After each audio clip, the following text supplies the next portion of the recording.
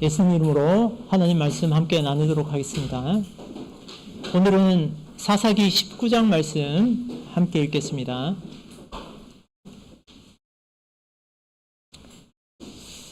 사사기 19장 1절부터 마지막 절인 30절까지 말씀 함께 교독하도록 하겠습니다. 제가 먼저 읽겠습니다. 이스라엘에 왕이 없을 그때 에브라임 산지 구석에 우거하는 어떤 레위 사람이 유다 베들레헴에서 첩을 취하였더니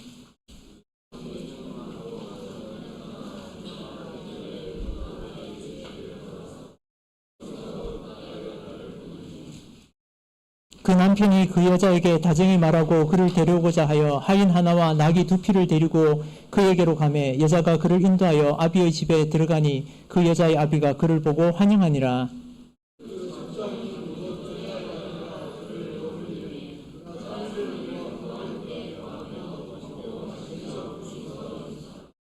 나흘 만에 일찍이 일어나 떠나고자 하매 여자의 아비가 그 사위에게 이르되 떡을 조금 먹어 그대의 기력을 도운 후에 그대의 길을 행하라.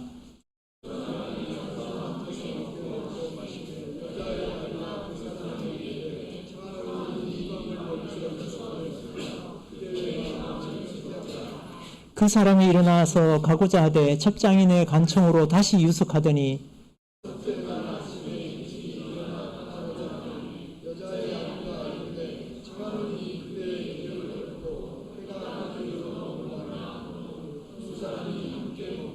그 사람이 첩과 하인으로 더불어 일어나 떠나고자 하매 그 첩장인 곧 여자의 아비가 그에게 이르되 보라 이제 해가 저물어 가니 청컨대 이 밤도 유숙하라. 보라 해가 기울었느니라. 그대는 여기서 유숙하여 그대의 마음을 즐겁게 하고 내일 일찍이 그대의 길을 향하여 그대의 집으로 돌아가라.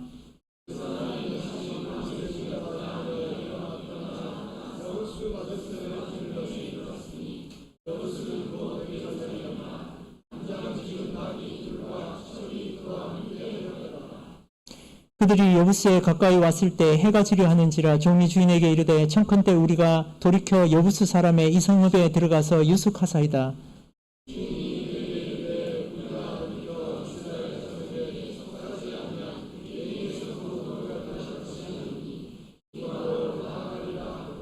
또 그 종에게 이르되 우리가 기브아나 라마 중 한 곳에 나아가 거기서 유숙하자 하고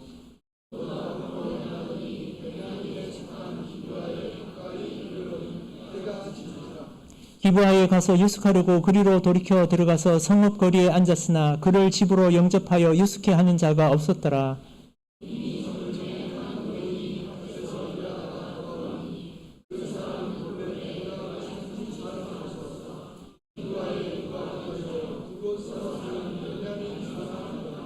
노인이 눈을 들어 성읍 거리에 행객이 있는 것을 본지라 노인이 묻되 그대는 어디로 가며 어디서 왔느뇨?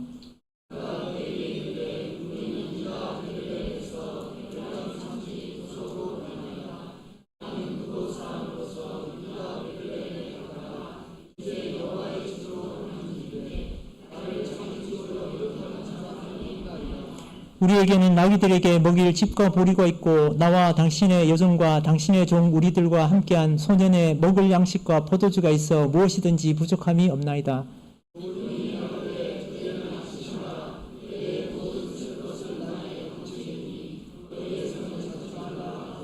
그를 데리고 자기 집에 들어가서 나귀에게 먹이니 그들이 발을 씻고 먹고 마시니라.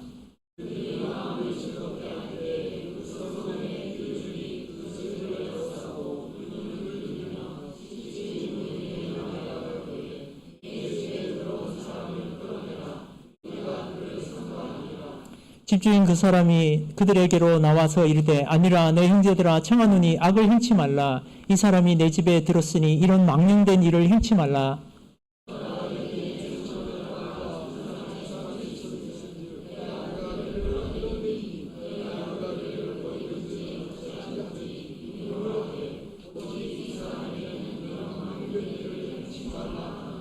무리가 듣지 아니하므로 그 사람이 자기 첩을 무리에게로 붙들어내매 그들이 그에게 행하여 밤새도록 욕보이다가 새벽 미명에 놓은지라.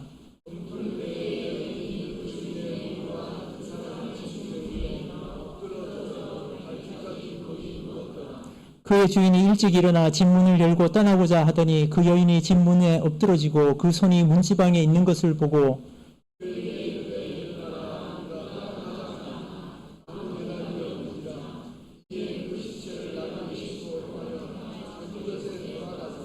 그 집에 이르러서는 칼을 취하여 첩에 시체를 붙들어 그 마디를 찍어 12덩이에 나누고 그것을 이스라엘 사방에 두루 보내매 그것을 보는 자가 다 가로되 이스라엘 자손이 애굽 땅에서 나온 날부터 오늘날까지 이런 일은 행치도 아니하였고 보지도 못하였다고 생각하고 상의한 후에 말하자 하니라. 네, 오늘 사사기 19장 말씀을 읽었는데요. 19장 읽고 난 다음에 여러분들 표정이 좀 안 좋아지신 것 같습니다. 사실 이렇게 말씀을 준비하다 보면 참 이렇게 참 어렵다라는 생각이 들 때가 있습니다. 부담스럽다라는 생각이 들 때가 있는데요. 19장의 말씀이 그런 장인 것 같습니다. 어쩌면 성경에서 가장 잔혹하고 난폭한 이야기가 이 사사기 19장에 기록되어 있다라는 생각이 듭니다. 사실 우리가 이렇게 영화를 보게 되는 경우에 뭐 가끔 앞에 영화 시작하기 전에 이거 저기 노역자나 어린이들은 좀 조심해서 봐야 된다라는 경고의 문구가 나오는 경우가 있지 않습니까? 그런 얘기가 여기에 기록이 돼 있다라는 생각도 듭니다. 그래서 기독교가 아닌 다른 종교라면 경전에다가 이런 일들을 기록해 놓았을까라는 생각이 듭니다. 우리 19장은 이제 17장과 18장에 이어서 또다시 왕이 없던 시대로 이렇게 선언하면서 시작을 하고 있습니다. 19장 이야기에서 우리는 아주 특이한 점을 발견하게 되는데요. 이 19장에 나오는 어떤 등장인물도 이름이 없습니다. 그 이름이 기록되지 않은 채로 이 줄거리가 전개가 되고 있습니다. 우리는 17장에서 이름의 의미를 한번 생각해 보았습니다. 미가라는 인물이 그 뜻이 여호와 같은 자가 누구인가 라는 뜻을 가지고 있습니다. 그러나 그는 여호와 같은 자라는 이름과 어울리지 않게 여호와께서 미워하시는 일들을 신앙의 이름으로 이렇게 행하는 모습을 우리가 보았습니다. 이렇게 바라보면 우리는 자신의 이름과 어울리지 않은 삶을 살았던 한 사람의 불신앙을 통해서 그리스도 안에서 과연 우리는 어떻게 살아야 되는가라는 부분을 살펴보게 됩니다. 사사기 기자는 왜 19장에 이 인물들에게 이름을 부여하지 않고 이름을 부르지 않았을까요? 한 세 가지 정도로 제가 생각을 해보았습니다. 첫 번째는 아마도 이름으로 규정 지어진 누군가가 그 이름을 지었을 텐데 그 이름으로 규정 지어진 그 어떤 누군가의 주관적인 생각보다 그 인물들의 지위나 행동으로 그것을 통해서 더 객관적으로 이 인물들을 주목해 보기를 원하지 않았을까라는 생각이 들었습니다. 오늘 1절부터 등장하는 한 인물 가운데 레위인과 한 여인이 있습니다. 그 여인은 첩이라고 불리고 있습니다.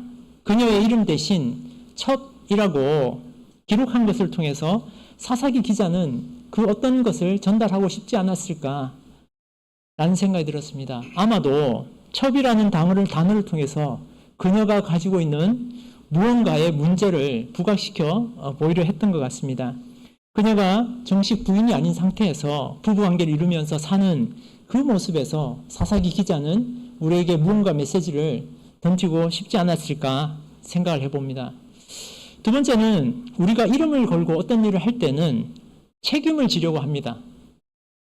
그런데 우리에게 이름이 지워지는 순간 우리에게 책임이 사라지고 맙니다.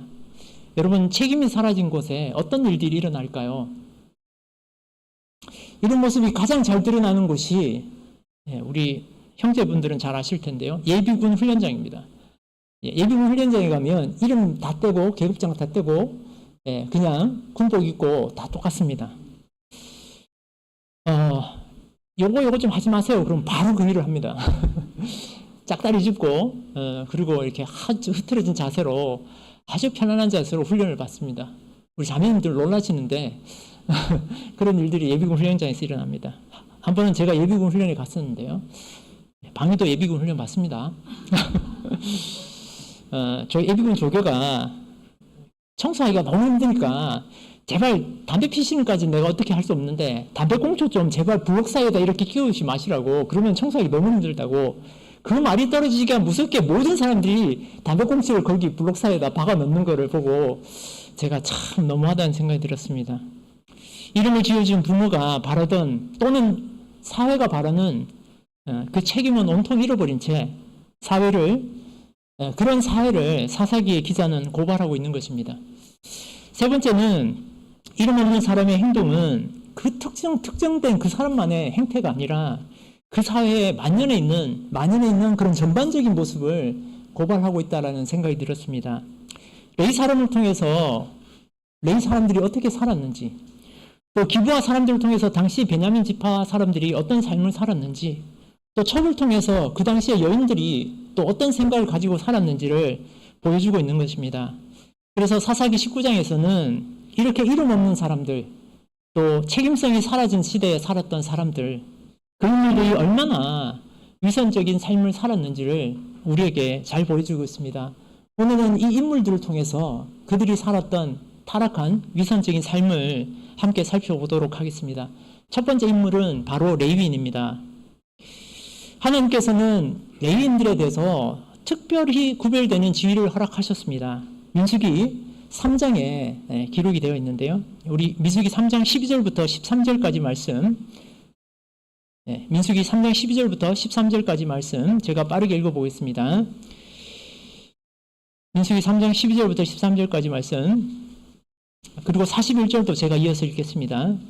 보라, 내가 이스라엘 자손 중에서 레위인을 택하여 이스라엘 자손 중 모든 첫 해에 처음 난 자를 대신케 하였은즉 레위인은 내 것이라.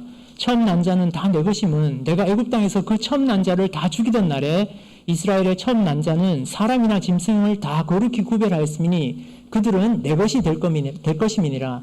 나는 여호와니라. 나는 여호와라. 이스라엘 자손 중 모든 처음 난 자의 대신에 레위인을 내게 돌리고 또 이스라엘 자손의 가축 중 모든 처음 난 것의 대신에 레위인의 가축을 내게 돌리라. 하나님께서 레위인으로 하여금 첫째를 대신하게 한 것은 첫째가 해야 할 일들을 레위인들로 하여금 하도록 만들고 싶으셨던 것입니다. 첫째는 하나님의 신앙을 전승할 의무가 있습니다. 이렇게 구별된 레위인으로 하여금 성막과 성전에서 봉사하게 하셨고 또 제사장의 직을 담당하도록 하셨습니다. 그리고 이렇게 하나님의 일을 감당하도록 한 레위인에게 또한 특별히 정결함을 요구하셨습니다. 그래서 민수기 8장에 보면 이런 말씀이 기록이 되어 있습니다. 이스라엘 자손 중에서 레위인을 취하여 정결케 하라. 너는 이같이 하여 그들을 정결케 하되 곧 속죄의 물로 그들에게 뿌리고 그들로 그 전신을 삭도로 밀게 하고 그 의복을 빨게 하여 몸을 정결케 하고, 제가 7절 읽고 있습니다. 내가 그들을 정결케 하여 요제로 드린 후에 그들이 회막에 들어가서 봉사할 것이니라. 21절부터 읽어보겠습니다. 레위인이 이에 제에서 스스로 깨끗게 하고 그 옷을 빨매 아론이 그들을 여호와 앞에 요제로 드리고 그가 또 그들을 위하여 속죄하여 정결케 한 후에 레위인이 회막에 들어가서 아론과 그 아들들의 앞에서 봉사하니라. 여호와께서 레위인의 일에 대하여 모세에게 명하신 것을 쫓아 그와 같이 그들에게 행하였더라. 이렇게 하나님께서 레위인으로 하여금 정결함을 요구하셨습니다. 그런데 오늘 사사기 19장에서 만나는 이 레위인은 스스로 정결케 하기는커녕 첩을 두고 있었습니다. 누구보다도 신앙의 본이 되어야 할 제사장 지파 사람이 첩을 두고 있었다라는 것입니다. 그리고 이 첩이라는 여인이 성적으로 부정한 일을 행한 후에 자신의 아버지의 집으로 가버렸습니다. 구약에서 가늠한 여인을 어떻게 처리하라고 했을까요? 레위기에 보면 누구든지 남의 아내와 간통하면 남녀를 다 같이 처형하라 라고 기록이 되어 있습니다. 하나님의 율법을 가장 잘 지키며 살아야 하는 레위는 이런 일을 만났을 때 어떻게 해야 옳을까요? 오늘 행음이라고 표현된 이 단어에는 사실 원어로 보면 몇 가지 해석이 가능하다고 합니다. 그렇지만 성경은 부부관계에 의해서 발생한 어떤 성적인 죄악을 아주 심각하게 다루고 있습니다. 또 다른 이유는 성경이 이를 중요하게 다루는 또 다른 이유는 바로 영적인 간음이 우상숭배, 즉 하나님을 버리는 것을 의미하기 때문에 그렇습니다. 레인의 첩은 이렇게 문란한 행위를 하고 친정 아버지 집이 있는 유다 베들레헴으로 가버린 후 넉 달이라는 시간을 보내었습니다. 우리 시도를 함께 볼까요? 네. 네. 우리 에브라임 산지에 있는 그 레위인이 첩을 두고 있었는데 에브라임 지파의 영역은 여기에 보시는 지금 회색처럼 보이는 곳에 있는 곳이 에브라임 산지 영역이 되겠고요. 그 다음에 베들레헴으로 돌아갑니다. 그러니까 베들레헴이 있는 지역은 예루살렘, 기브아 이쪽은 이제 베냐민 지역이 되겠습니다. 그래서 첩이 아버지가 있는 베들레헴으로 가버렸다라는 것입니다. 지도는 여기까지 볼 텐데요. 여러분들 머릿속에 에브라임의 위치와 베들레헴의 위치, 그리고 예루살렘의 위치, 그 다음에 기브아의 위치는 좀 기억을 하시면 말씀을 듣는데 도움이 되겠습니다. 그래서 이 레윈의 첩이 베들레헴으로 가버렸는데 이 레윈이 다시 집으로 데리고 오기 위해서 길을 떠납니다.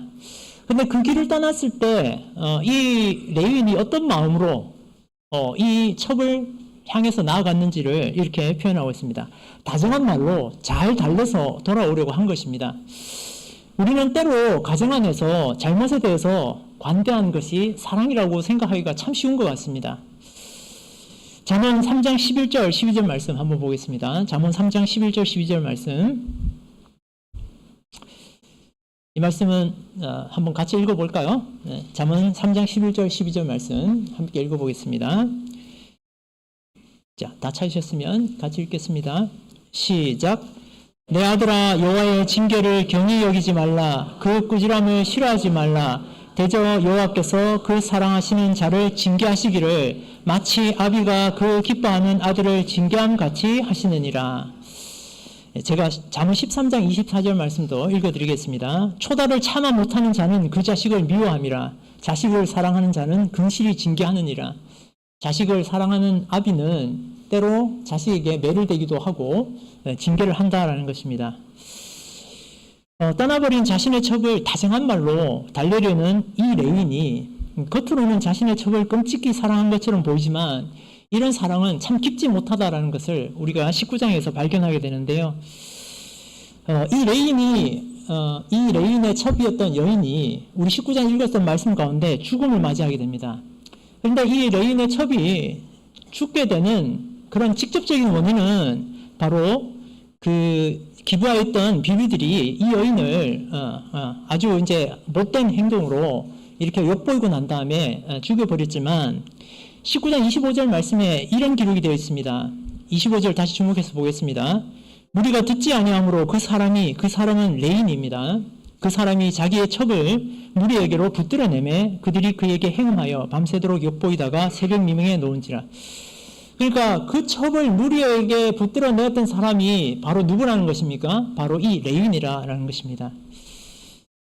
25절에서 우리 레인의 타락한 모습에 대한 힌트를 또 하나 발견하게 되는데요. 그것은 그가 자신의 첩을 무리에게 붙들어냈다라는 표현입니다. 여러분, 붙들어냈다는 이 표현은 22절에 기브아의 비류들이 끌어내라 라고 요청했을 때 그 끌어내라는 단어와 동일한 표현입니다. 그러니까 완력을 써서 자신의 첩이었던 이 여인을 끌어내서 기브아 사람들에게 넘겨버린 것입니다. 고대로부터 지금에 이르기까지 사회 타락은 늘 성적인 문란에서 시작이 됩니다. 이 레윈의 이름을 밝히시지 않은 데는 아마도 이러한 일들이 그 시대의 레인 다수에게 만연해 있었다라는 것을 보여주는 것 같습니다. 레인은 자신의 첩을 사랑한 것처럼 보이지만 사실은 사랑하지 않는 그런 위선적인 모습을 우리가 보게 되는 것이죠. 그의 위선적인 모습은 또 다른 측면에서도 우리가 보게 되는데요. 그가 닷새 되는 날 밤에 떠났습니다. 그가 만약에 안식일을 피해서 여행을 다니고 싶었다라고 우리가 생각을 해보겠습니다. 그러면 출발한 날로부터 아까 거리를 계산해 보면 가는데 하루, 그 다음에 또 장인의 집에서 닷새를 보내었습니다. 그리고 닷새 된 날 밤에 노인이 또다시 붙잡았는데 이 사람이 길을 떠나겠다라고 얘기를 했습니다.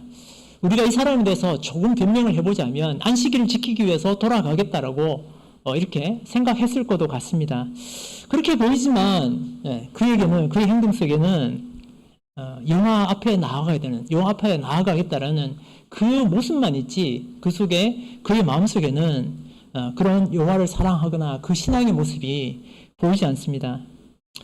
그는 기부한 노인이 자신을 환대했을 때도 기부한 노인에게 어디로 가는 길이냐고 물었을 때 여호와의 집으로 가는 길이다 라고 이렇게 대답을 하는 것을 우리가 보게 됩니다.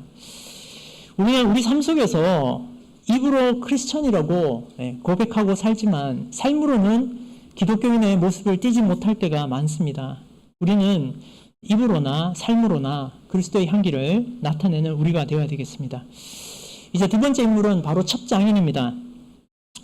오늘 기사 속에서 첩장인은 우리가 그냥 이렇게 읽어보면 크게 잘못한 일이 없어 보이지만 잘 살펴보면 이 인물에게도 타락한 시대의 단면을 우리는 보게 됩니다.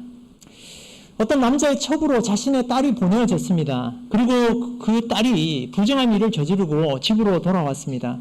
그때 아버지는 어떠한 마음으로 이 딸을 대해야 될까요? 아버지는 넉 달 동안 자신의 딸을 데리고 있었습니다. 그리고 자신의 사위가 오자 성경은 이렇게 표현하고 있습니다. 그 사위를 아주 환영했다라고 이렇게 표현하고 있습니다. 아까 우리가 레인을 통해서 본 것처럼 자신의 가족에 나타난 이 죄악의 문제에 대해서 책임감을 가지고 이 믿음을 회복하겠다라는 가장의 역할이 보이지 않습니다. 에베소서 5장 11절 말씀 읽어보겠습니다. 에베소서 5장 11절 말씀 함께 읽어보겠습니다. 에베소서 5장 11절 말씀 함께 읽겠습니다. 다 찾으셨습니까? 5장 11절 말씀 함께 읽겠습니다. 시작. 너희는 열매 없는 어둠의 일에 참여하지 말고 도리어 책망하라. 데살로니가 전서 5장 22절에는 악은 어떤 모양이라도 버리라고 이렇게 기록이 되어 있습니다. 성경은 죄악에 대해서 관대하지 말 것을 요구합니다. 다만 두려운 마음으로 긍휼히 여기라고 이렇게 교훈하고 있습니다. 그러나 이 첩장인의 행동 속에서 자신의 딸을 교훈했다거나 아니면 이런 죄악에 대한 해결은 어떤 곳에서도 찾아볼 수가 없습니다. 그는 아비로서 딸을 훈계하기보다는 사위를 잘 구슬려서 그 상황을 모면하기를 바랬던 것 같습니다. 그 모습은 19장에 잘 나타나 있는데요. 이 첩장인이 무슨 일인지 모르겠는데 자기 사위가 왔을 때 먹고 마시는 일에 몰두하게 됩니다. 19장의 군데군데를 제가 읽어드리겠습니다. 4절입니다. 그 첩장인 곧 여자의 아비가 그를 머물림에 그가 3일을 그와 함께 거하며 먹고 마시며 거기서 유숙하다가 또 다른 구절 읽어보겠습니다. 6절입니다. 두 사람이 앉아서 함께 먹고 마시매 여자의 아비가 그 사람에게 이르되 청하는 이 밤을 여기서 유숙하여 그대의 마음을 즐겁게 하라. 8절부터 9절입니다. 다섯째 날 아침에 일찍 일어나 떠나고자 하며 여자의 아비가 이르되 청하노니 그대의 기름을 돕고 해가 기울도록 머물라 하므로 두 사람이 또 함께 먹고 그 사람이 첩과 하인으로 더불어 일어나 떠나고자 하며 그 첩장인 곧 여자의 아비가 그에게 이르되 보라 이제 해가 저물어 가니 청컨대 이 밤도 유숙하라. 보라 해가 기울었느니라. 그대는 여기서 유숙하며 그대의 마음을 즐겁게 하고 내일 일찍이 그대의 길을 향하여 그대의 집으로 돌아가라. 이렇게 기록이 되어 있습니다. 여러분, 이 첩장인에게는 과연 무엇이 가장 중요한 문제였을까요?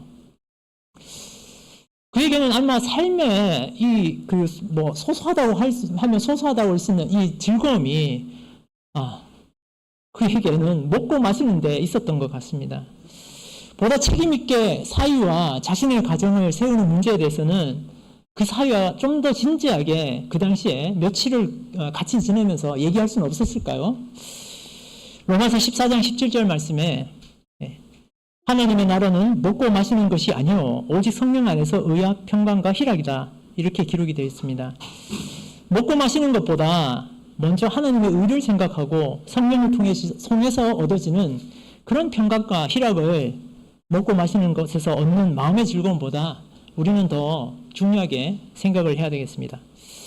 이제 세 번째는 기부하여 노인입니다.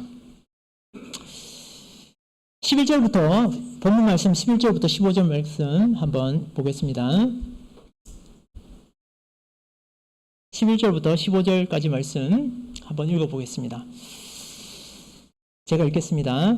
그들이 여부스에 가까이 왔을 때 해가 지려 하는지라 종이 주인에게 이르되 청컨대 우리가 돌이켜 여부스 사람의 이 성읍에 들어가서 유숙하사이다. 주인이 그에게 이르되 우리가 돌이켜 이스라엘 자손에게 속하지 아니한 외인의 성읍으로 들어갈 것이 아니니 기브아로 나아가리라 하고 그 종에게 이르되 우리가 기브아나 라마 중 한 곳에 나아가 거기서 유숙하자 하고 모두 앞으로 행하더니 베냐민에 속한 기브아에 가까이 이르러는 해가 진지라 기브아에 가서 유숙하려고 그리로 돌이켜 들어가 성읍 거리에 앉았으니 그를 집으로 영접하여 유숙케 하는 자가 없었더라. 자, 여기까지 기록을 보면 기브아 사람은 누구도 나그네를 돌보지 않고 있는 모습을 우리가 발견하게 됩니다. 그런데 이 나그네를 돌보지 않았다라는 것은 성경적으로는 아주 중요한 문제입니다. 나그네를 환대하는 전통은 이스라엘 백성뿐만 아니라 당시 가나안을 포함한 중동 지역에서 아주 중요한 문제였습니다. 그래서 많은 신학자들이 이 환대의 문제를 중요하고 깊이 있게 이렇게 다루어 왔다고 합니다. 그 중에 한 신학자는 환대를 이렇게 정의하고 있습니다. 위기에 빠진 이 세상에 치유와 정의를 가져오는 하나님의 행동에 연대하는 것이다.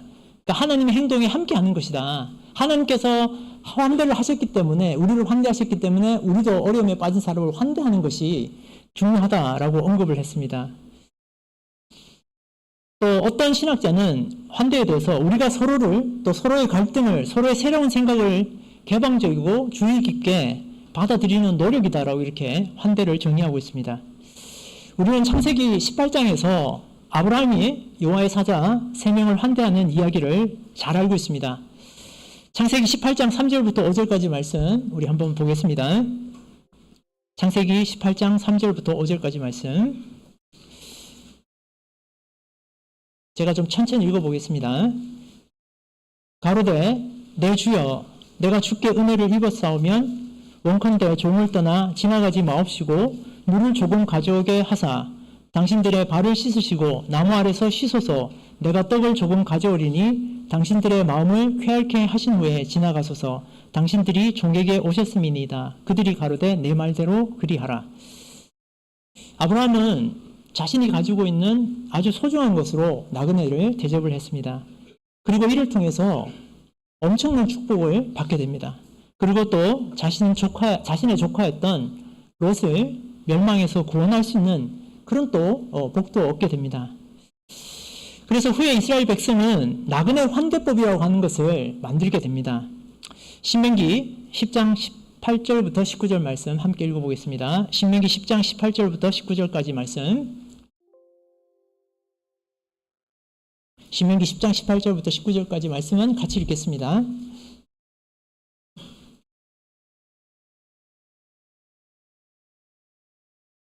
자, 다 찾으셨으면 함께 읽겠습니다. 시작.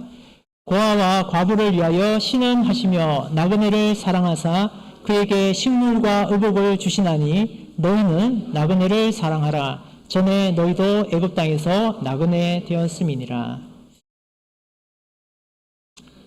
하나님께서 나그네를 사랑하신 것처럼 여러분들도 나그네를 사랑하라는 것입니다. 그리고 그것이 바로 너희도 애굽 땅에서 나그네 되었던 삶을 살았기 때문에 이제 너희도 나그네를 사랑하라 라고 이렇게 말씀하시죠. 이런 나그네를 환대하는 법들이 신약에 와서 예수님께서도 나그네 영접에 대해서 깊은 교훈을 주고 계십니다. 마태복음 25장 35절부터 36절까지 말씀 이것도 같이 읽겠습니다. 마태복음 25장 35절에서 36절까지 말씀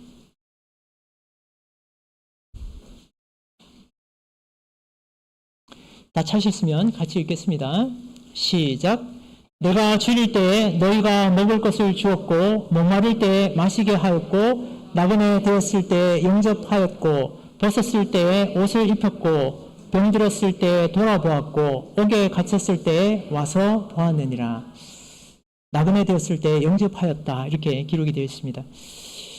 예나 오늘이나 나그네를 환대하는 것은 한편으로는 우리가 행해야 할 의무지만 이 현대적으로 우리가 나그네를 환대하는 걸 생각해 보면 이것이 모험일 수 있겠다라는 생각이 듭니다.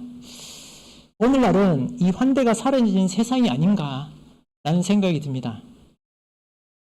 여러분들 어떤 낯선 문제 또 그런 낯선 사람을 집안에 들이는 것, 그래서 하루를 같이 묵게 하는 것, 여러분들이 전혀 모르는 사람, 사실 자신과 가정에 위협이 될 것 같이 느껴지지 않으십니까? 네. 어느 날은 그 나그네가 때로는 도둑질도 하고 또 때로는 폭력을 일으키기도 하고 그런 세상이라 경계를 게을리할 수 없는 것도 그런 형편에 사는 것도 사실입니다. 사람들은 누구나 안전한 집에 거하면서 가족과 인생을 향유하기를 원하는데 이 낯선 사람이 집에 들어오는 것은 어떻게 보면 위협이기도 하고 부담스러운 일이기도 합니다. 그럼에도 불구하고 오늘날에도 나그네는 환대되어야 되는 것이죠. 그래서 오늘의 나그네는 문자 그대로 집을 떠나 여행하는 사람이 아니라 헐벗고 굶주리고 가난한 자로 누군가의 도움이 절실히 필요하는 자가 바로 나그네다라는 것입니다. 그래서 우리는 나그네를 환대해야 하는 것입니다. 히브리서 13장 1절부터 3절까지 말씀에 형제 사랑하기를 계속하고 손님 대접하기를 잊지 말라. 이로써 부지 중에 천사들을 대접한 이들이 있었으니 자기도 함께 갇힌 것 같이 갇힌 자를 생각하고 자기도 몸을 가졌은즉 학대받는 자를 생각하라. 이렇게 기록이 되어 있습니다. 그래서 나그네는 바로 어려움에 처한 사람이다. 기브아의 누구도 이 어려움에 처한 사람들을 돌보지 않았습니다. 그런데 기브아의 노인은 그래도 사랑을 실천하면서 환대의 마음을 가지려고 살려고 하는 사람이었습니다. 사사기 본문에 이미 저물매 한 노인이 밭에서 일하다가 돌아오니 그 사람은 본래 에브라임 산지 사람으로서 기브아에 우거하는 자요 그곳 사람들은 베냐민 사람이었더라. 노인이 가로되 그대는 안심하라. 그대의 모든 쓸 것은 나의 담책이니 거리에서 자지 말라 하고 그를 데리고 자기 집에 들어가서 나귀에게 먹이니 그들이 발을 씻고 먹고 마시니라. 그 역시도 이 기브아 노인 역시도 나그네 처지였다는 것입니다. 에브라임 사람, 동향의 사람을 만난 거죠. 어떻게 보면 반갑게 이 레인을 맞아 주었던 것 같습니다. 그런데 이렇게 나그네를 환대했던 이 사랑을 실천하면서 살았던 이 기브아의 노인조차도 그 믿음이 온전하지 못한 상태에 있었던 것이 참 이 사사시대의 슬픈 단면이 아닌가라는 생각을 하게 됩니다. 우리가 아까 읽었던 22절부터 24절까지 말씀 한번 다시 보겠습니다. 이건 제가 읽겠습니다. 그들이 마음을 즐겁게 할 때 그 성읍의 비류들이 그 집을 에워싸고 문을 두들기며 집주인 노인에게 말하여 가로되 내 집에 들어온 사람을 끌어내라. 우리가 그를 상관하리라. 집주인 그 사람이 그들에게 나와서 이르되 아니라 내 형제들아 청하노니 악을 행치 말라. 이 사람이 내 집에 들었으니 이런 망령된 일을 행치 말라. 까지만 읽으면 제가 얼마나 좋겠습니까? 보라 여기 내 처녀딸과 이 사람의 첩이 있은즉 내가 그들을 끌어내리니 너희가 그들을 욕보이든지 어찌하든지 임의로 하되 오직 이 사람에게는 이런 망령된 일을 행치 말라 하나. 기브아 사람들이 레인을 끌어내라고 하는 그런 기브아의 비류들에게 하는 말입니다. 이 기브아의 노인이 뭐라고 하냐면 이 남자인 레인 대신에 자신의 처녀의 딸 그리고 자신의 여인도 아니었던 레인의 첩을 내어주겠다라고 합니다. 그러니까 그 여인들에 대해서는 너희들이 마음대로 하라. 이 레인은 건드리지 마라 라는 것입니다. 사랑하는 마음을 가지고 남을 배려하고 실천하고 있는 이 사람들, 이 사람의 입에서 나온 말이라고 저는 도저히 믿어지지가 않습니다. 도저히 상상할 수 없는 그런 얘기인 것 같습니다. 이 말 속에도 역시 약간의 폭력성이 들어있습니다. 이 표현 속에 22절에 비류들이 내 집에 들어온 사람들을 끌어내라고 할 때 이 끌어낸다는 표현이 또 여기서도 나오고 있습니다. 정말 이 노인의 말이 23절에서 그냥 그쳤으면 얼마나 좋았을까. 그러면 19장에 한 명이라도 우리가 믿음을 본받는 많은 사람이 그곳에 있었구나 라고 생각할 수 있었던 것 같습니다. 그런데 이 노인의 표현 속에서 우리는 이 시대를 살아가는 우리의 모습을 발견하게 됩니다. 그것은 바로 위선적인 모습이죠. 모든 것이 평온할 때나 또 나와 같은 처지에 있는 사람, 나와 이익을 공유할 때는 남을 배려하고 또 그 사람에게 사랑을 우리가 실천하게 됩니다. 그런데 이익이 첨예하게 대립하거나 내가 공경에 처할 때는 우리도 믿지 않는 사람들과 똑같이 폭력적인 모습을 띠게 되는 것 같습니다. 예를 들면 평소에 아주 순한 양 같은 사람이 운전을 할 때는 굉장히 야수로 돌변하는 것을 우리가 발견하게 되죠. 그런 모습이 아닐까라는 생각이 듭니다. 어찌 보면 그렇게 폭력적인 성향을 가지고 사는 사람들이 한치 앞에 미래에는 성공한 것처럼 그렇게 보이는 세상입니다. 우리는 도덕의 잣대로만 남을 배려하는 것이 아니라 말씀 가운데 사랑을 실천하는 하나님의 백성이 되어야 하겠습니다. 자, 이제 네 번째입니다. 바로 기부할 사람들입니다. 19장 20절부터 25절까지 말씀 여러 차례 읽었는데요. 우리 잠도 깰 겸해서 20절부터 25절까지 말씀 함께 다시 읽어보겠습니다. 20절부터 25절까지 말씀 함께 읽어보겠습니다. 같이 읽겠습니다. 시작. 너희는 가로되 그대는 안심하라. 그대의 모든 쓸 것은 나의 단칙이니 거리에서는 자지 말라 하고 그를 데리고 자기 집에 들어가서 나귀에게 먹이니 그들이 발을 씻고 먹고 마시니라. 그들이 마음을 즐겁게 할 때에 그 성읍의 비류들이 그 집을 에워싸고 문을 두들기며 집주인 노인에게 말하여 가로되 내 집에 들어온 사람을 끌어내라. 우리가 그를 상관하리라. 집주인 그 사람이 그들에게로 나와서 이르되 아니라 내 형제들아 청하노니 악을 행치 말라. 이 사람이 내 집에 들었으니 이런 망령된 일을 행치 말라. 보라 여기 내 처녀딸과 이 사람의 첩이 있은즉 내가 그들을 끌어내리니 너희가 그들을 욕보이든지 어찌하든지 임의로 하되 오직 이 사람에게는 이런 망령된 일을 행치 말라 하나 무리가 듣지 아니하므로 그 사람이 자기 첩을 무리에게로 붙들어내매 그들이 그에게 행음하여 밤새도록 욕보이다가 새벽 미명에 놓은지라. 오늘 이 기막힌 일이 일어났던 지역이 바로 베냐민에 속한 기브아 땅입니다. 오늘 이 베냐민에 속했던 기브아 땅에서 일어났던 일에 대해서 우리는 또 하나의 기시감을 느낍니다. 이전에서 어디서 보았던 것 같은 그런 느낌이 좀 들지 않으십니까? 어디죠? 바로 소돔 땅에서 일어났던 일입니다. 소돔 땅에서 롯의 가족이 겪은 일이죠. 창세기 19장에 있는 말씀에 두 천사가 소돔에 이르게 됩니다. 그리고 소돔 성문에 앉았다가 롯이 그들을 보고 일어나서 그들을 영접하게 되죠. 그래서 그들이 들어오게 되고 롯은 그들을 환대하게 됩니다. 그들이 식탁을 베푸고 무교병을 구우면서 먹고 있을 때 소돔 백성들이 물은 모사하고 사방에서 다 모여와서 그 집을 에워쌌습니다. 그리고 롯을 부르고 그에게 이 저녁에 내가 온 사람이 어디느냐 이끌어내라 라고 표현하고 있습니다. 우리가 그들을 상관하리라. 여기 이끌어내라, 그들을 상관하리라, 이런 표현들이 다 우리가 19장에서 읽은 그 표현들이 그대로 적혀 있는 걸 보게 됩니다. 또 롯이 이렇게 얘기를 합니다. 자신의 두 딸을 이끌어낼 테니 눈에 좋은 대로 행하라라고 이렇게 표현합니다. 이것도 우리가 19장에서 읽었던 그 표현 그대로입니다. 두 이야기 속에는 많은 공통점이 있습니다. 그런데 우리는 그 이야기 속에서 또 차이를 발견하게 되죠. 소돔은 이방 땅입니다. 이방 땅 중에서도 가장 죄악이 관영했던 그런 대표적인 타락의 도시입니다. 그러나 오늘 우리가 읽는 이 기브아 땅은 베냐민에 속한 하나님의 백성들이 살고 있는 그런 땅입니다. 사울왕의 출신지이기도 하죠. 그런데 롯의 두 딸은 욕보임을 면했지만 오늘 레인의 첩은 남편에 의해서 실제로 끌려내어지고 단체로 욕을 보인 상태로 죽음에 이르게 됩니다. 이 기막힌 사건의 결과를 성경은 너무나도 상세하게 묘사를 하고 있습니다. 그 여인이 기브아의 노인의 집에 이르러 엎드려졌고 두 손은 문지방에 이렇게 걸쳐져 있었다라고 기록하고 있습니다.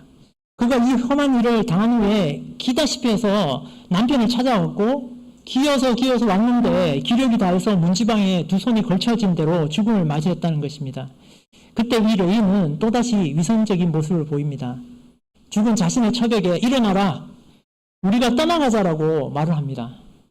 대답이 없자 이 여인을 나귀에 싣고 돌아가서 시체를 12덩이로 쪼개어 이스라엘 12지파에게 보내게 됩니다. 우리는 사사시대 마지막 부분에서 기브아 비류들을 통해서 어쩌면 소돔보다 죄악이 가장 관영했던 소돔보다 더 못한 이스라엘이 되어버린 것을 우리가 발견하게 됩니다. 동성애와 타락이 만연해 있던 소돔과 기브아는 어떤 결과를 맞이하게 됐을까요? 소돔은 멸망을 당하게 됩니다. 베냐민 지파는 민족 상장의 내전으로 거의 베냐민 지파가 멸족하게 되는 그런 상황에 이르게 됩니다.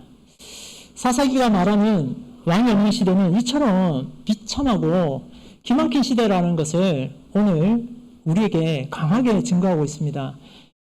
이 비참함이 왕이 없어서가 아니라 이스라엘 백성들이 하나님을 왕으로 인정하지 않는 시대, 그래서 하나님의 백성을 잊고 자신들이 하나님의 백성임을 잊고 사는 시대가 바로 사사시대였고, 그 사사시대를 너무나도 닮아가고 있는 것이 오늘날 우리 모습이 아닌가라는 생각을 하게 됩니다. 사실 사사기 속에서는 어떻게 보면 관련이 없는 것처럼 보이지만 연결되는 고리고리들이 있습니다. 첫 번째, 성도덕의 문란이 폭력적으로 사람을 변화시키게 됩니다. 두 번째는 한 개인의 타락이 가정의 파괴를 이루고 이 가정의 파괴가 사회의 파괴로 이어진다는 것입니다. 폭력적이고 파괴적인 모습은 곧 다툼, 용서, 화해 이런 것들이 아무 의미도 없고 아무 소용도 없는 그런 시대를 말하게 됩니다. 오늘 이름을 잃어버린 사람들 누구 한 사람도 하나님 앞에서 옳다고 인정받는 사람들이 없습니다. 옳다고 인정받을 만한 행동을 그 누구도 하지 않습니다. 그런데 이 모든 사람들이 자신이 옳다고 다투고 있습니다. 레위는 자신을 인해서 자신의 첩이 죽었는데 그 사실을 12지파에게 알려서 싸움이 일어나게 만듭니다. 타락해가는 사회를 되돌릴 수 있는 유일한 장치는 회개입니다. 그래서 어쩌면 사사기 시대의 가장 큰 병폐는 회개가 사라졌다는 것입니다. 우리는 우리 스스로를 다시 돌아보아야 합니다. 지금 누군가의 잘못을 우리가 따져 물을 때인지 눈물로 우리를 돌아보면서 회개할 때인지 살펴보아야 합니다. 그 시대를 살았던 자들이 스스로 그 시대를 일컬어서 애굽 땅에서 나온 날로부터 이런 행함도 없었고 보지도 못한 일이라고 평가합니다. 그럼 그때 그 사건의 중심에 있었던 레위인을 비롯한 사람들은 너무나도 청인스럽게 일상을 이어가고 있고 그들은 먹고 마시는 일에 몰두하게 됩니다. 타락한 시대의 레위인으로서 우리는 삶을 살아가고 있습니다. 우리는 레위인으로서 주님 앞에 먼저 진실된 회개를 해야 됩니다. 그래야 우리 공동체의 타락의 악순환을 멈출 수 있게 됩니다. 아무쪼록 이 패역한 세대에서 온전히 주님만을 바라보고 말씀 붙들고 살아가시는 저와 여러분 되시기를 예수 그리스도 이름으로 축원드립니다. 다 같이 찬송